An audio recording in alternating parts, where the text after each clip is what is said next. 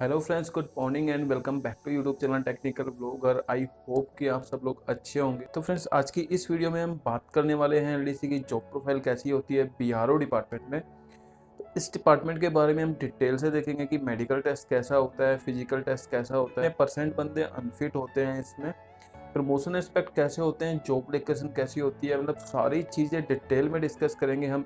तो friends, video के साथ बने रहिए और अगर आपने चैनल सब्सक्राइब नहीं किया तो चैनल को सब्सक्राइब कर दीजिए। और फ्रेंड्स, वीडियो को शुरू करने से पहले मैं थैंक यू बोलना चाहूँगा उन शख्स को जिन्होंने हमारे साथ इतनी सारी डिटेल शेयर की और उनकी वजह से ये वीडियो मैं आपके लिए लेके आ पाया हूँ। तो चलिए फ्रेंड्स, वीडियो को शुरू करते हैं।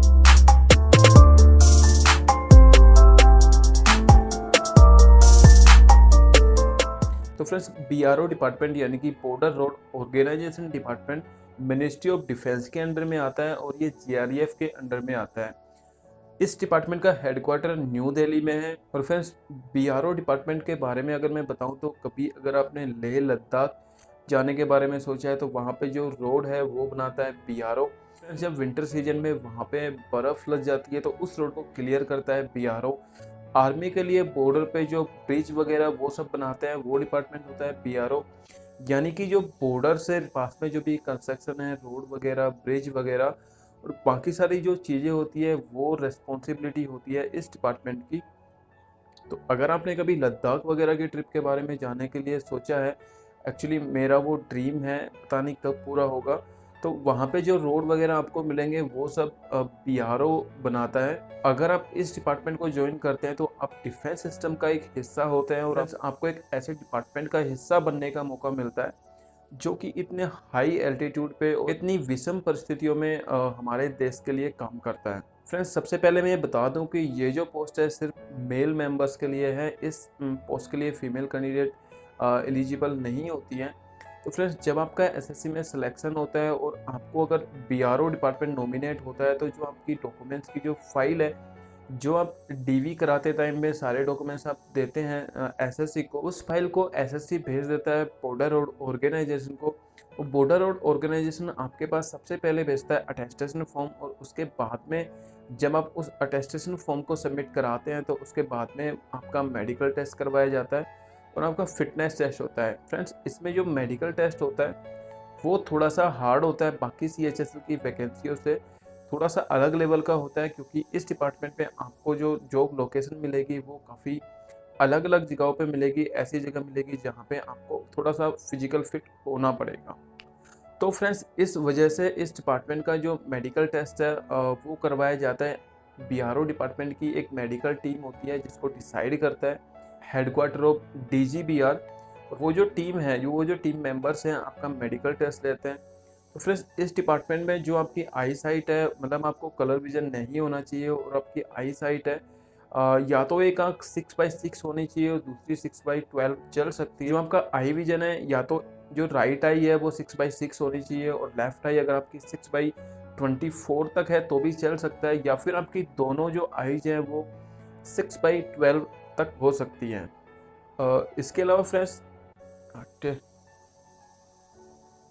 इसके अलावा फ्रेंड्स, आपका मेडिकल टेस्ट में और भी कई टेस्ट होते हैं, बट यहाँ पे जो 99% जो कैंडिडेट हैं वो टेस्ट में पास कर जाते हैं और जो 1% कैंडिडेट मेडिकल अनफिट होते हैं उनको परमानेंट मेडिकल अनफिट नहीं किया जाता, उनको टेम्परेरी मेडिकल अनफिट किया जाता है। वो वापस से अपील कर सकते हैं और वापस से वो मेडिकल फिट हो जाते हैं। तो कुल मिला के ब्रीफ में अगर मैं बोलूँ तो बात यह है कि मेडिकल थोड़ा सा अच्छा होता है, बट फिर भी लगभग 99% लोग, मैंने अभी तक ऐसा कोई कैंडिडेट नहीं देखा जो कि मेडिकल के बेसिस पे बीआरओ डिपार्टमेंट में टोटली मतलब परमानेंटली अनफिट हुआ हो। इसके अलावा फ्रेंड्स, यहाँ पे आपका एक फिजिकल टेस्ट भी होता है जिसमें 1600 मीटर की रनिंग होती है, 10 मिनट्स में कंप्लीट करनी होती है। आई थिंक हर कैंडिडेट जो कि बहुत ज़्यादा अनफिट नहीं हो ये आराम से पूरा कर सकता है। तो ये छोटा सा एक मेडिकल और फिजिकल टेस्ट होता है इसमें, जो कि होता है जीआरईएफ सेंटर पुणे में। फ्रेंड्स, एक बात मैं आपको बताना चाहता हूँ कि ये सारी जो वीडियो मैं आपके लिए अलग अलग डिपार्टमेंट से रिलेटेड जो ला पाता हूँ, मैं इन्फॉर्मेशन कलेक्ट करता हूँ किसी बंदे से जो कि उस डिपार्टमेंट में काम कर रहा हो, और फ्रेंड्स उसके बाद में अपनी रिसर्च भी करता हूँ, मतलब ढूंढता हूँ डाटा कि उन्होंने जो दिया है वो सही है कि नहीं है। बट उसके बाद भी फ्रेंड्स ऐसा हो सकता है कि कोई जो डाटा मेरे को देते हैं लोग, वो थोड़ा बहुत मतलब ऊपर नीचे हो सकता है। अगर आपको कभी भी ऐसा लगता है कि जो मैंने कोई इन्फॉर्मेशन दी है और जो एक्चुअल सिचुएशन है उससे थोड़ी सी डिफर है, तो आप मुझे ज़रूर से बता सकते हैं, हम उसको नेक्स्ट वीडियो में मेरा मतलब कभी भी ये नहीं होता कि जो मैंने बोल दिया वो सही है फ्रेंड्स। मैं किसी से डाटा लेता हूँ और वो आपके लिए अपने तरीके से आपको रिप्रेजेंट करता हूँ।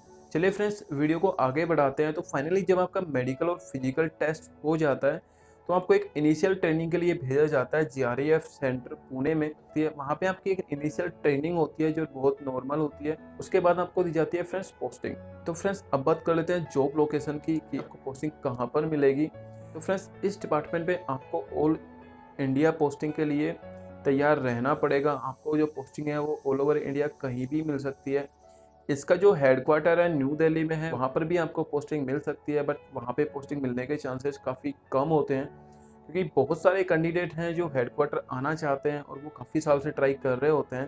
तो पहले उनको कंसिडर करेगा डिपार्टमेंट, क्योंकि वो पहले से डिपार्टमेंट का हिस्सा है।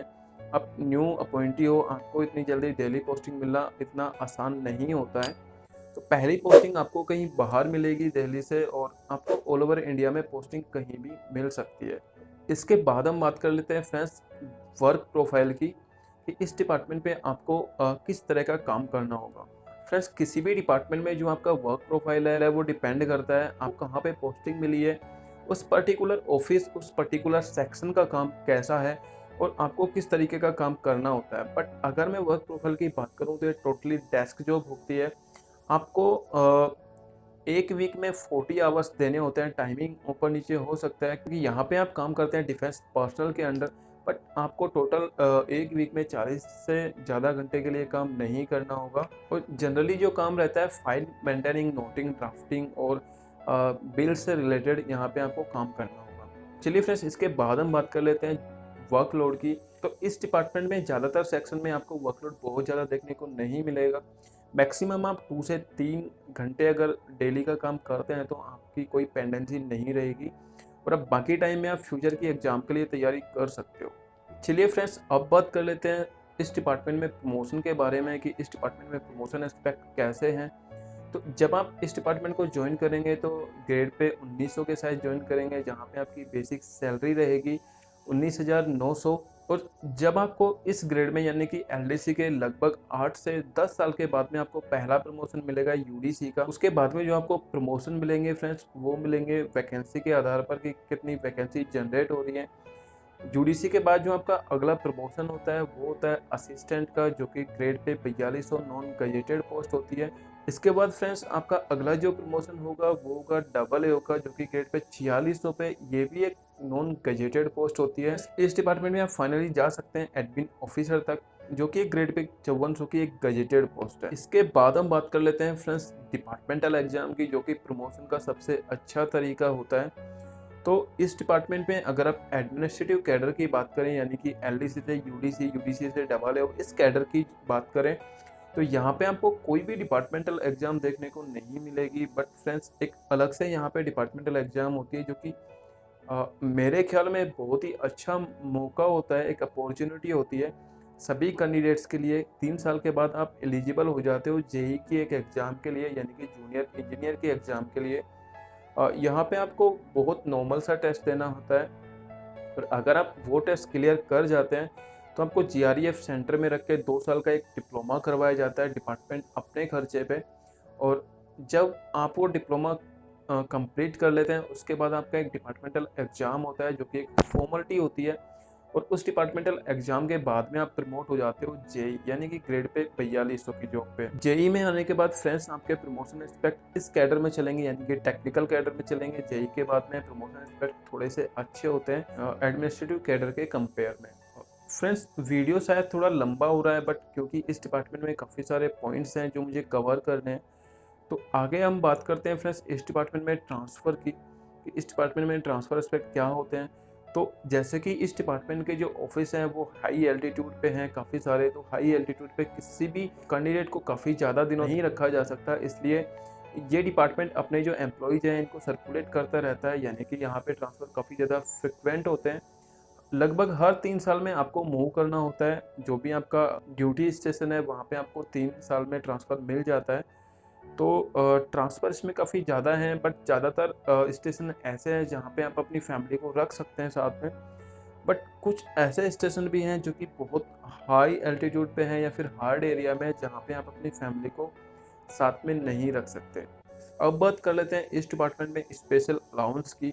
तो ये भी एक सेंट्रल गवर्नमेंट एम्प्लॉय की जॉब है, बट यहाँ पे आपको वर्दी पहनने को मिलेगी, ये एक अच्छी बात है। इसकी पोस्टिंग होती है मैक्सिमम थोड़े से रिमोट इलाके में होती है। जैसे हार्ड एरिया में रहते हैं तो यहाँ पे जहाँ जहाँ पे आपकी पोस्टिंग होगी उस एरिया के हिसाब से जो सेंट्रल गवर्नमेंट ने जो अलाउंसेज फिक्स कर रखे हैं वो सारे अलाउंसेज आपको मिलेंगे। मतलब सैलरी आपकी हमेशा थोड़ी सी ज़्यादा ही रहेगी नॉर्मल क्लर्क से।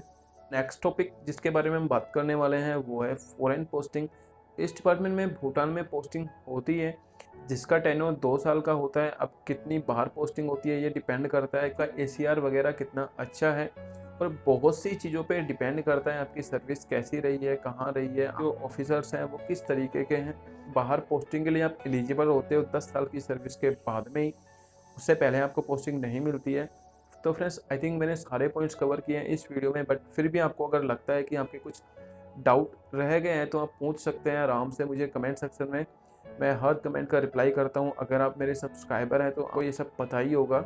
चलिए फ्रेंड्स, आज की वीडियो में बस इतना ही। आपसे लेते हैं विदा। मेरा नाम है Sandeep, signing off from YouTube channel technical vlogger. जय हिंद, वंदे मातरम, बाय बाय।